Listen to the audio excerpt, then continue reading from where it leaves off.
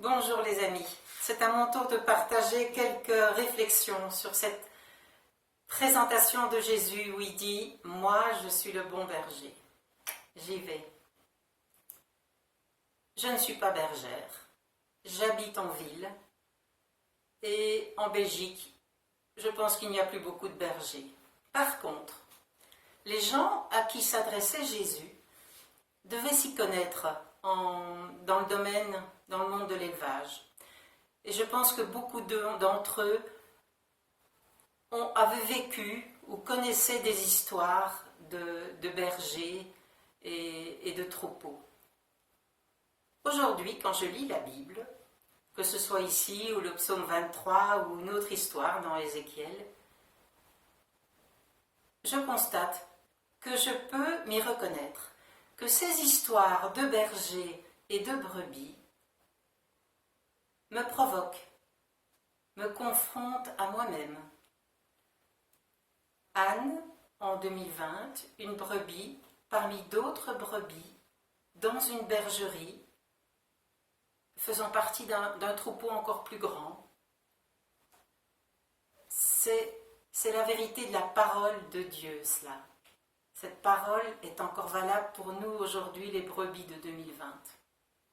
Au début du chapitre 10, Jésus parle d'abord d'enclos, de portes, de voleurs, de bergers, de brebis qui reconnaissent la voix de leur berger personnel. Puis il se présente en deux fois. Première fois, il dit « Moi je suis le bon berger donne sa vie pour ses brebis ». Et plus loin, il dit « Moi je suis le bon berger, je connais mes brebis et mes brebis me connaissent, comme le Père me connaît et je connais le Père ». Je vais m'arrêter sur ces deux passages. D'abord le premier, le verset 11. Il dit « Je suis le bon berger ». Le bon berger donne sa vie pour ses brebis.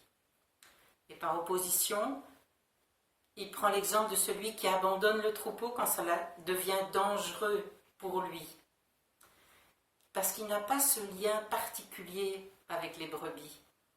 Il n'est pas le propriétaire.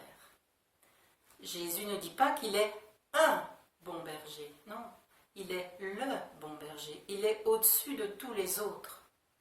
Il y a d'autres bergers qui sont bons, qui sont peut-être très bons, d'autres moins bons, mauvais, très mauvais. Jésus, lui, il dit qu'il n'y en a qu'un seul qui est bon. Il est le bon berger, le seul bon berger. Et la différence est importante. Il donne sa vie pour les brebis et il est le seul qui peut le faire. Et il est le seul propriétaire légitime de ces brebis-là. Et voilà à nouveau le cœur de la bonne nouvelle de l'Évangile. Dieu, notre Créateur, ne nous abandonne pas dans notre situation de pécheur. Il envoie son Fils comme berger. Voilà le propriétaire en personne qui vient sur place pour nous sauver, pour nous arracher à la mort éternelle. Et sa motivation, c'est sa bonté. Il est bon. D'accord. Deuxième passage, quand Jésus dit « Je connais mes brebis et mes brebis me connaissent comme le Père me connaît et que je connais le Père ». Ici, il est question de la relation entre berger et brebis et de relation dans la famille du berger entre le Père et le Fils. Jésus est à l'origine de notre relation. Il me connaissait bien avant que je le connaisse.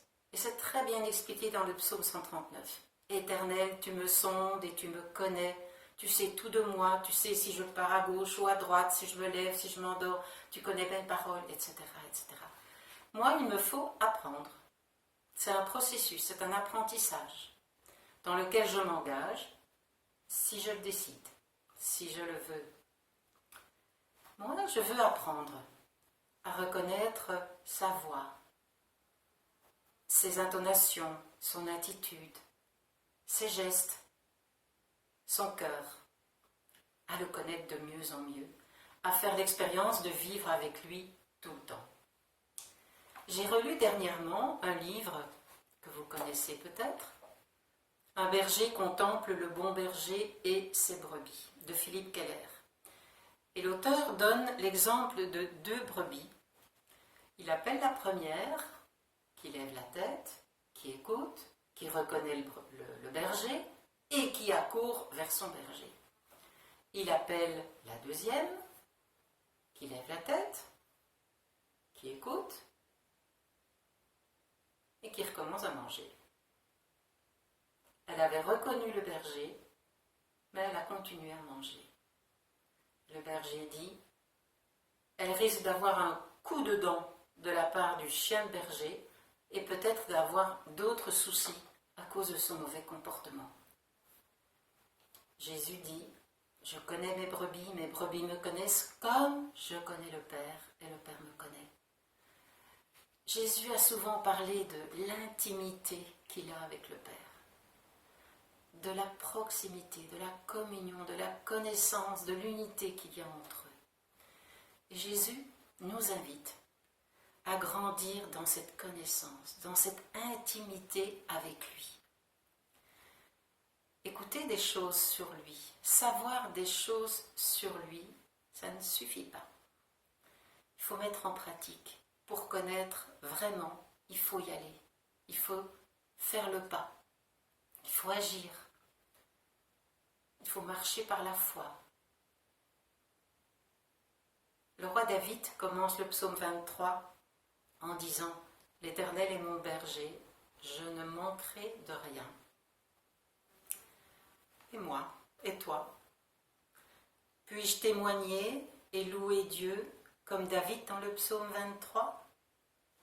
Où en suis-je dans ma marche vers Dieu aujourd'hui ? Dans la mise en pratique de ce que je sais, de ce que j'ai entendu sur lui. La mise en pratique. Et c'est ma prière pour nous tous aujourd'hui.